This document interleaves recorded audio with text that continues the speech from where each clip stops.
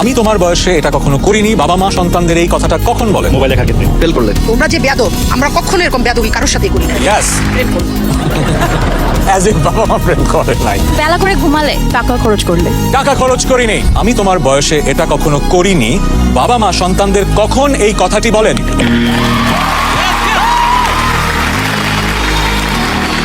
রহমান সাহেব সুন্দর বাজারে প্রেস করেছেন সবচেয়ে আগে, তাই আমি আপনাকে আবারও প্রশ্নটা করছি।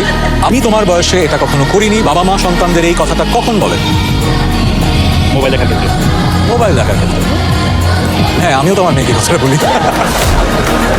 মোবাইল দেখার ক্ষেত্রে।